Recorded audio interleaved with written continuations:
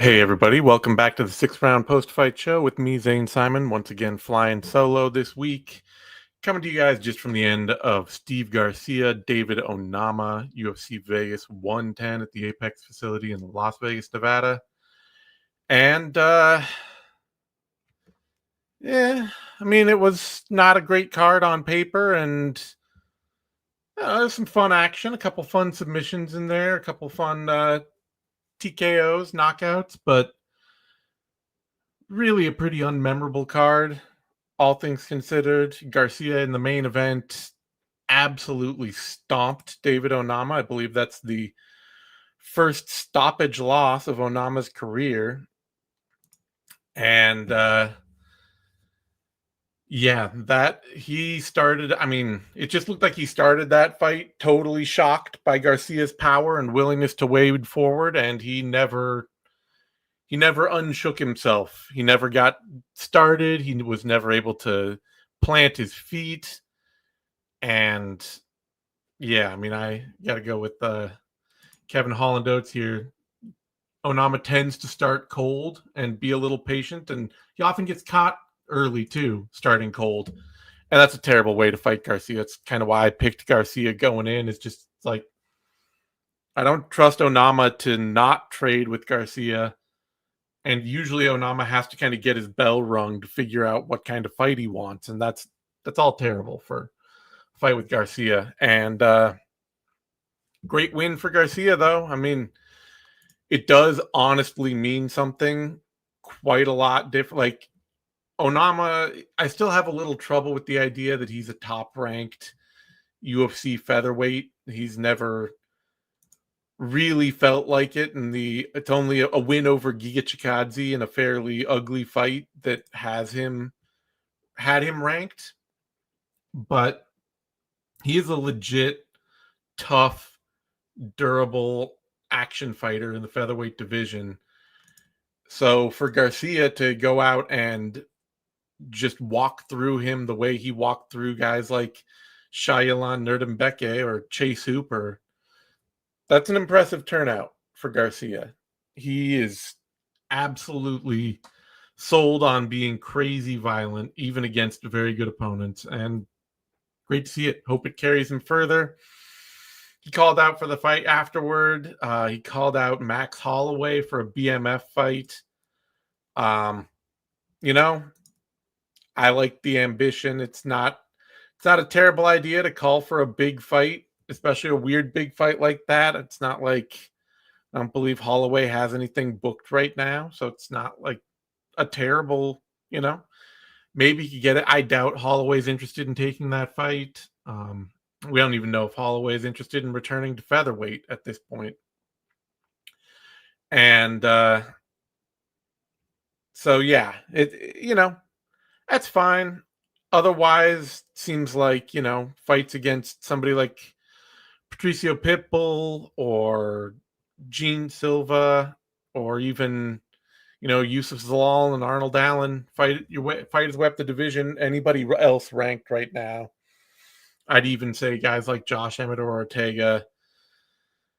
Garcia just, he is proving it, but it's still, for me at least, in a situation where, despite a long string of victories and a lot of impressive wins, I'm still not quite in the like, oh no, fast track him into a title. It's sort of like, get him a couple of really meaningful upper division fights and see if he can make an actual contender run out of that.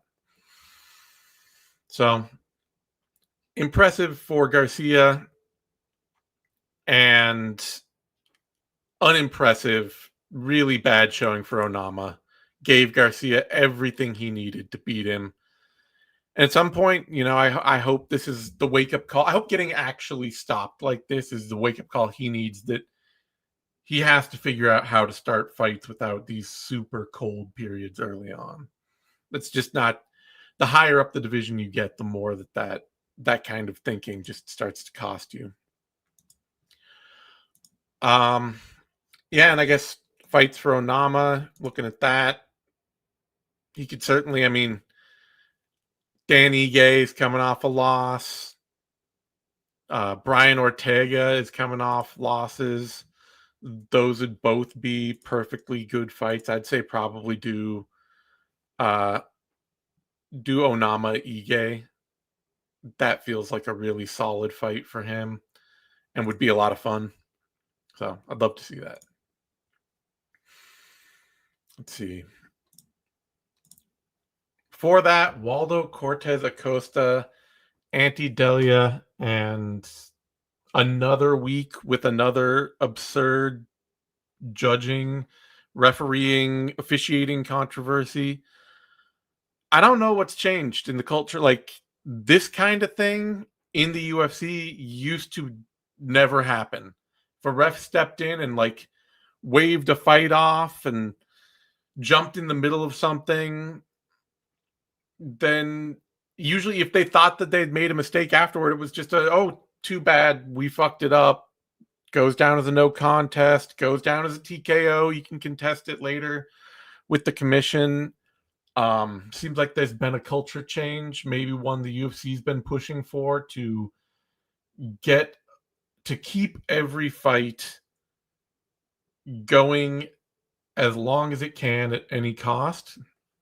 This is something I've talked about before, so I apologize if anybody listening has heard this and is bored by it. But when people talk about like this idea that officials and referees are there to protect fighters and to be safe, like the ring doctor, the referee, whatever, it's like when people think of like these people are there to protect fighters for the safety of the fighter, that's not really accurate.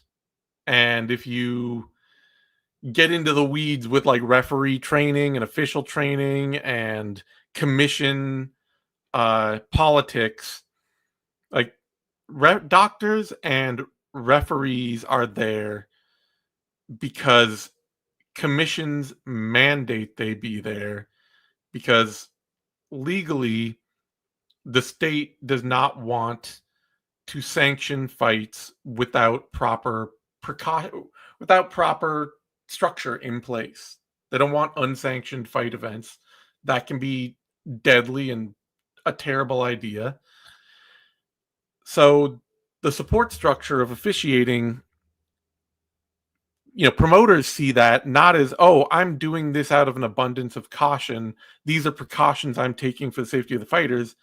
It's a burden that has been placed on them by the state. They're doing it because they have to, which means that the job of officials goes from keeping fighters safe and making sure protocol is followed to keeping the promotion happy and making sure that events are hosted in the state.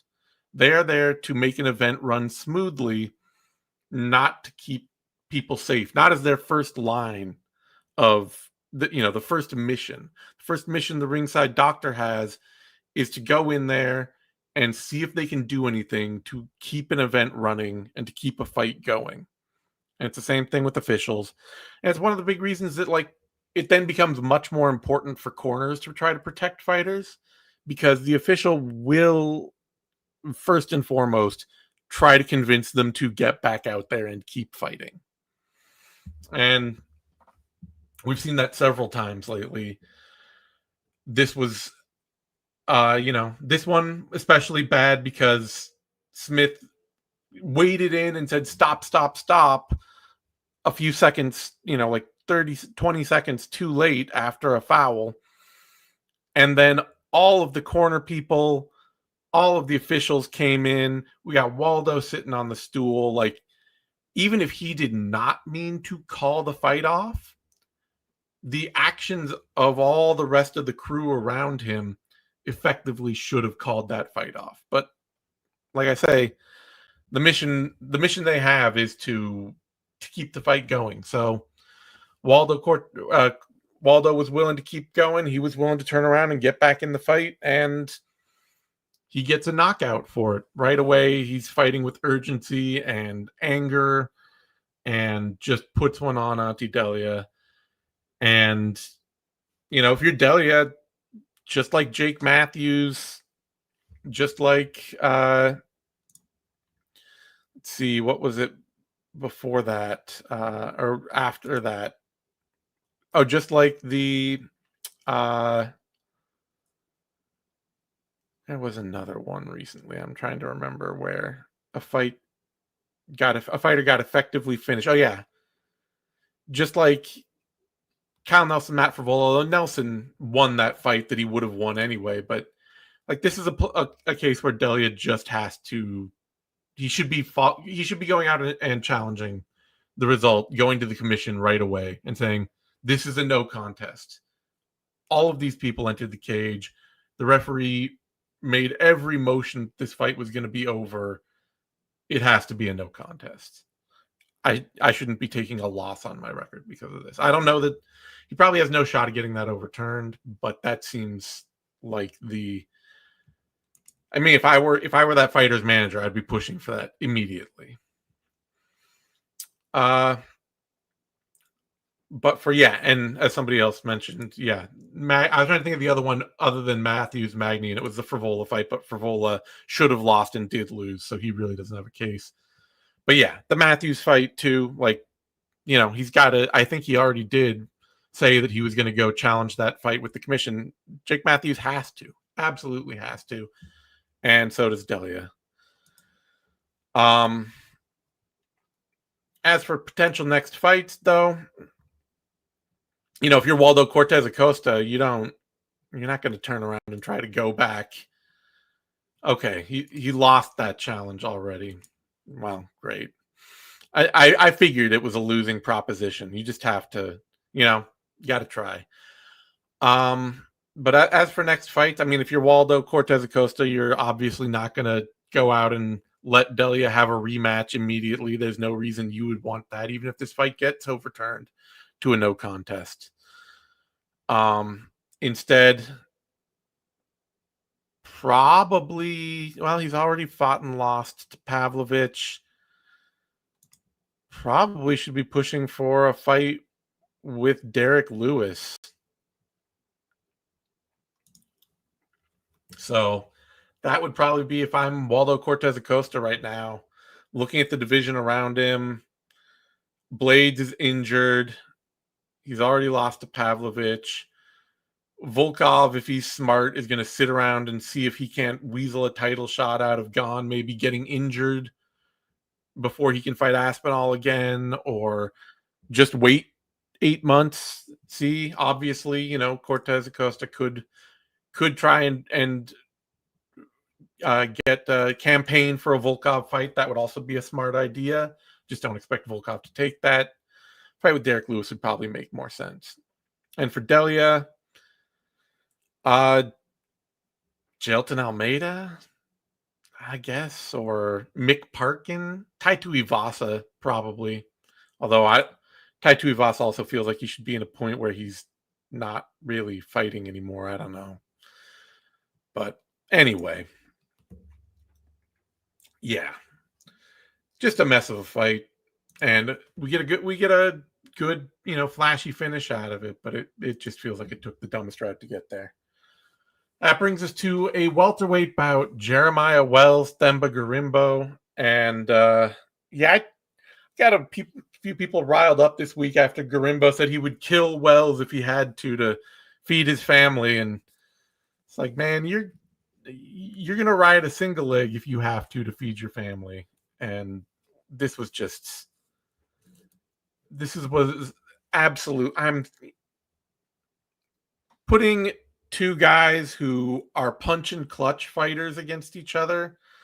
Like, I don't need to see Themba Gorimbo fight other grapplers that are just going to be sticky on it. I don't enjoy watching either of these guys fight at this point. Like, they are the most blanket, boring kinds of fighters. And I say that as somebody who doesn't even hate on grappling or whatever, but like, guys who can only do top control and can't fight from their back at all. This fight was basically just determined by whoever hit the first takedown each round. So I'm fine with Wells winning it, but it was no fun. And Themba Gorimbo fights are no fun. And I don't know if Wells fights are going to be, if there's another fun fight around for him either that I'd be excited about. I guess looking at the roster. Yeah, exactly. This is it. I enjoyed Gorimbo's last fight, and then I realized because Luke murked him. Yeah, them but Gorimbo fights are fun when he gets stomped.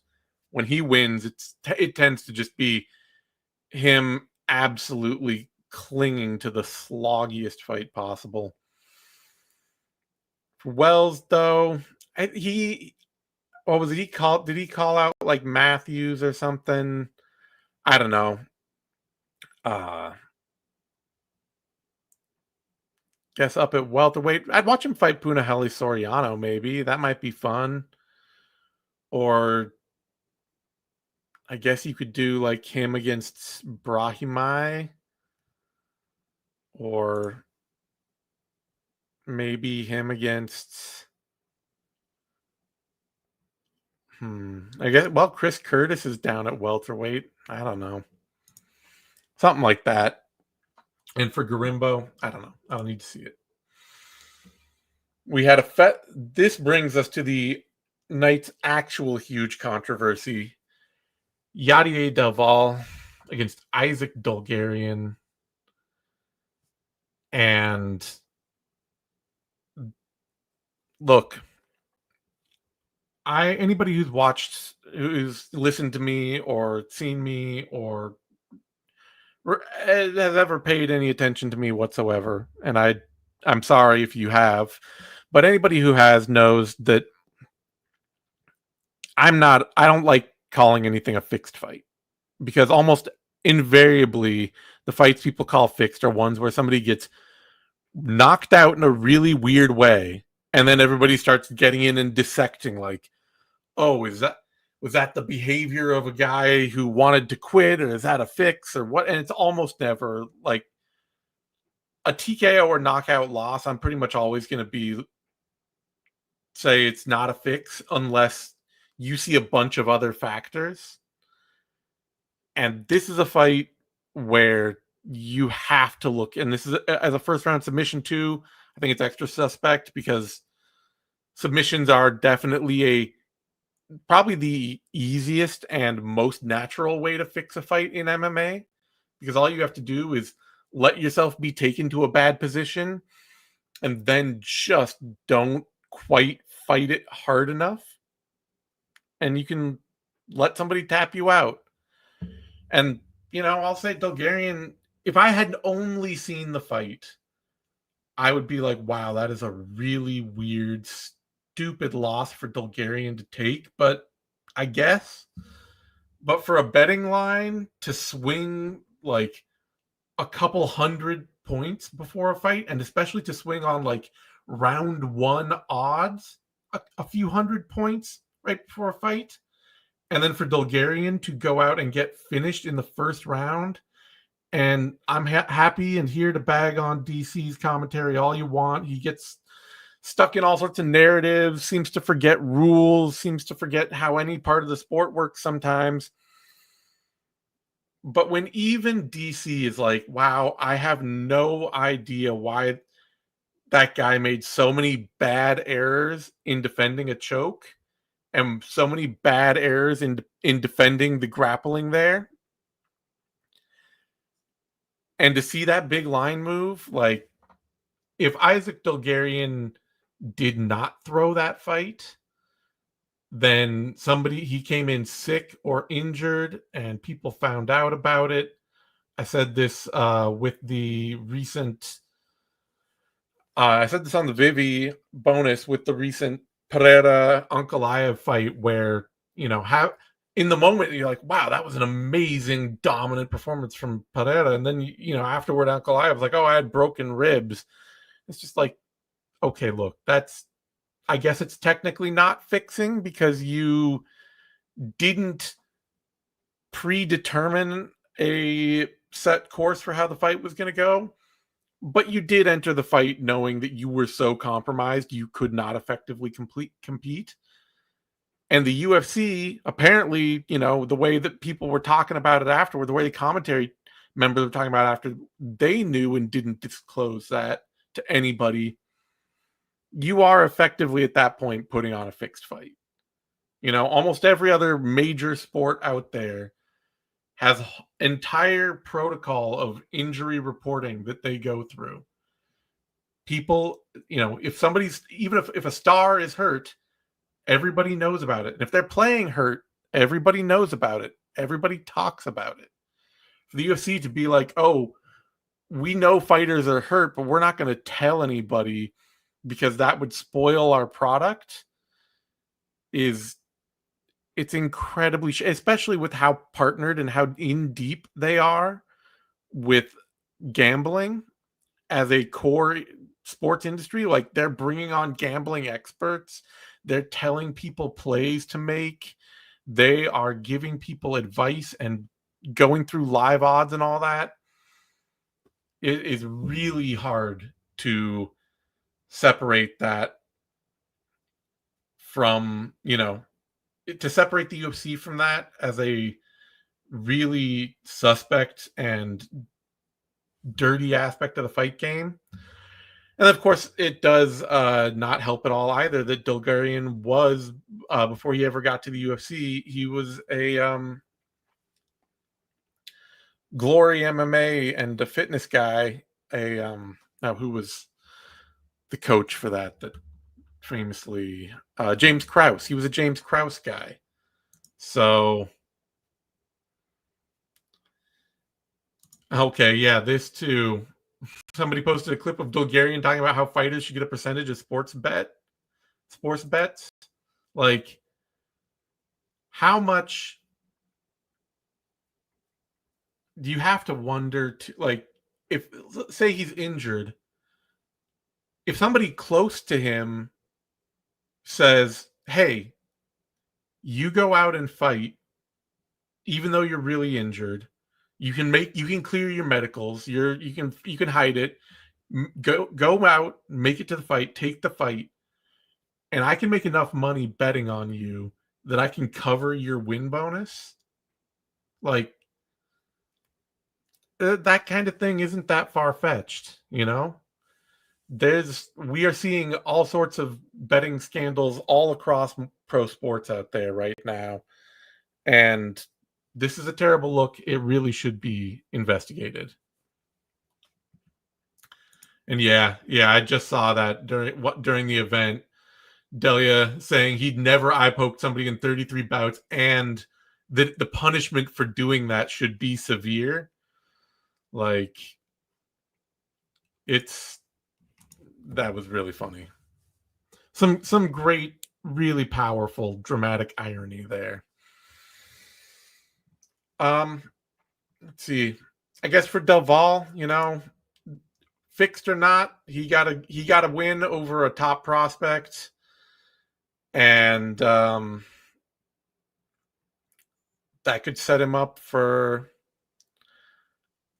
I don't know, a fight with Daniel Santos maybe, or William Gomes, maybe Jack Jenkins. I'd love to see that, actually. Dval versus Jenkins, or Dval versus Gabriel Santos. Feed him another really good prospect out there. I mean, if you really want to go with like prospects in the division, you could throw him at like Kevin Vallejos or something like that. That'd be pretty fun.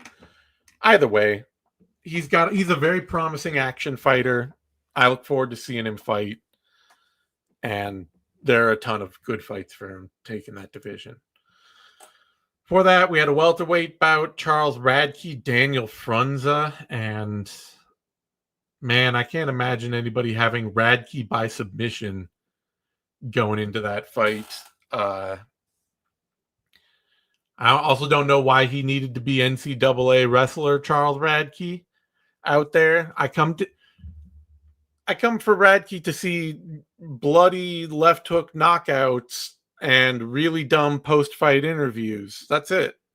So I you know, him going out there, he dominated Frunza. I'm glad he finished him, because Frunza had absolutely nothing for him in that fight at all. So Radkkey, for a lot of it, it's just like, man, you've got to be more effective than this. You've got a guy way outclassed here. You are dominating him in every section of the fight. And yeah, I don't know. Let's see. I'd be up to watch him against somebody like Killian Salkill after that Haqparast win. Or maybe a fight with like Esteban Ribovic.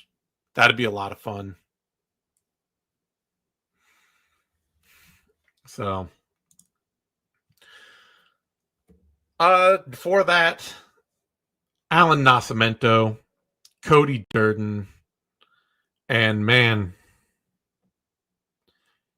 Durden, I don't know any other fighter that so dependably loves to get submitted than Cody Durden.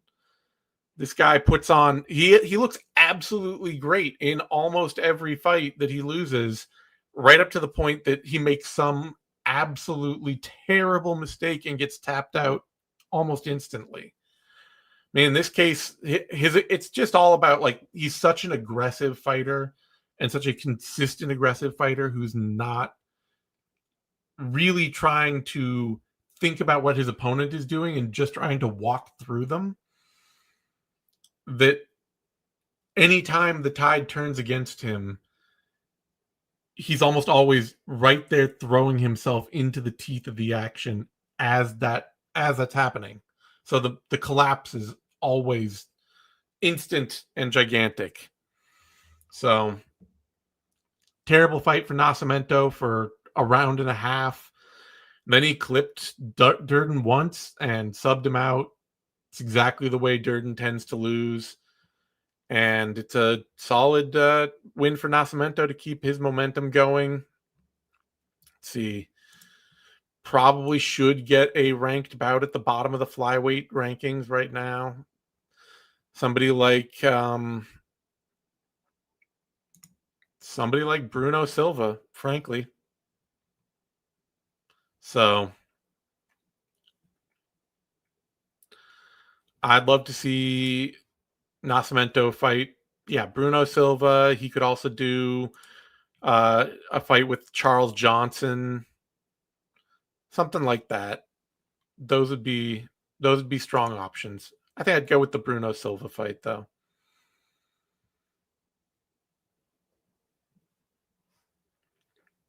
Let's see. I'm also seeing.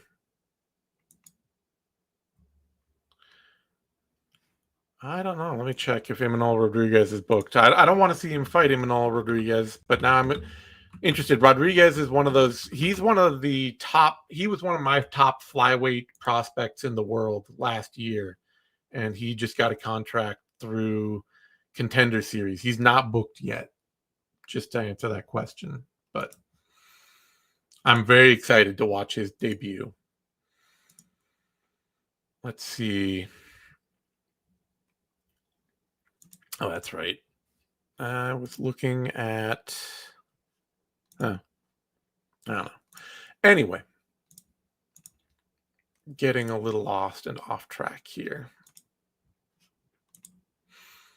That brings us to a light heavyweight fight. Billy Elicana, Kevin Christian. And hey, Elicana got a sub. It was a brutal tech sub because the ref was on the wrong side of Christian to see him tap. We really do need to get referees with an earpiece and a second official outside the cage. I mean, they already have a second official there. They have multiple officials there at cage side doing secondary duty. They need to be watching monitors and be in the ref's ear to catch stuff like that. There's no reason it needs to happen. Just because the ref is in the wrong place to miss a tap or miss a foul, you've got eyes everywhere to add in and make that easier to manage. This was, I don't know why the UFC is bringing in guys like Kevin Christian. Frankly, he looked terrible on the Contender Series before he got a submission off his back. And the moment Elicana actually decided that maybe he should try fighting this fight and try winning it instead of just watching Christian, you just brutalized him immediately. So Elikana gets a win, but this is not a fight that needs to be happening at this level. I don't know. Potential next fight for Elikana, it's really just who is in the light heavyweight division right now. The very bottom of it. You could have him fight like Umar C or Julius Walker or Uran Satibaldiev, Tukotokos, and anyway, just somebody down at the bottom of the division. It's going to be a filler fight anyway. All right.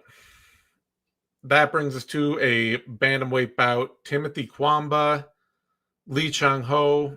I really liked seeing the aggression that Kwamba showed in the second and third rounds of this fight. Love to see the urgency out of him. That's always been his big problem in the cage, is that he fights at a very slow, measured pace that almost every UFC level fighter can outstrip these days.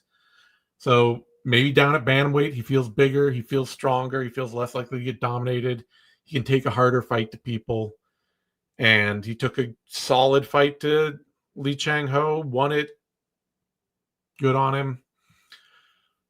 Middleweight bout, Dante Johnson. Loved seeing him dominate Cedric Dumas. I did not honestly expect it at all. Dante Johnson's like 5'8", 5'10", maybe.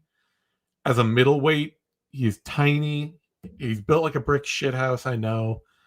But I did not expect to see that kind of power wrestling game from him that really broke Dumas well before the submission even happened. The moment he locked that submission up, Dumas was just hover-handing, waiting for a point where it felt like he could justify tapping to himself. So glad to see Johnson get that win.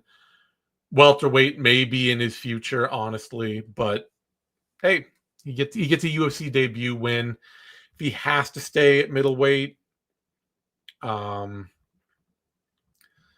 see, maybe a fight with Jordan Ribeiro, something like that. Just, an entry-level UFC light heavyweight, somebody better than Dumas, doesn't take much. Otherwise, Norma Dumont beat Ketlin Vieira. Bit of a controversial score. I don't really have a feeling on it either way. I'll admit, usually I'm like, oh, was it a robbery? Whatever. Let's see. Statistically, Dumont did outland Vieira by a really solid clip. She gave up a lot of top control in round 2, but she landed more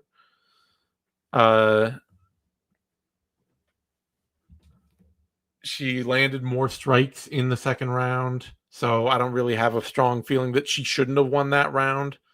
The damage should take it. Damage should be the dominant criteria. That's fine by me. And just whatever.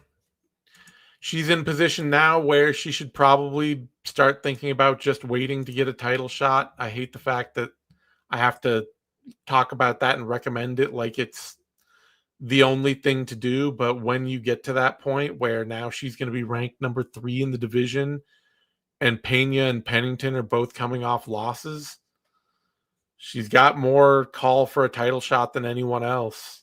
And, the only other thing I could see would be Shevchenko moving up to fight Harrison, but Shevchenko's booked and she's never really shown any huge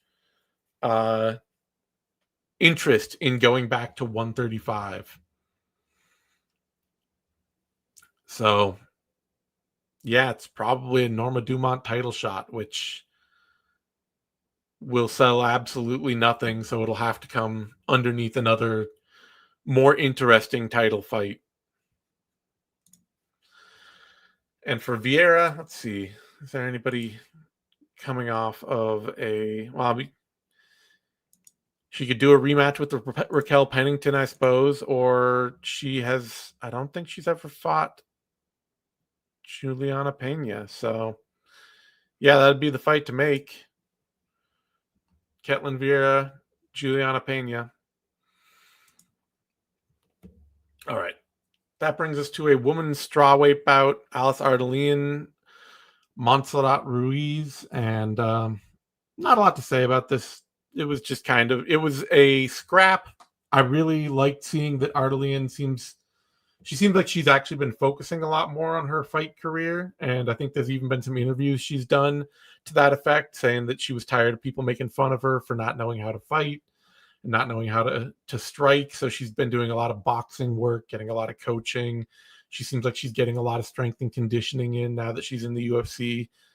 I think she has the money to pay for serious fight camps, given that her OnlyFans page appears to be very highly trafficked. And so, yeah, it seems like she's investing in it. She had a fun scrap. She pretty clearly won it. Solid, not spectacular. Will say I really enjoyed seeing Seok Kyung Ko beat Philip Rowe in the welterweight division. I know it wasn't like a brilliantly, powerful, dynamic performance, but Ko is just a powerful judoka, wrestler, and takedown artist. He can work from the clinch. He can hit takedowns in open space. And he doesn't have to get a very good shot in.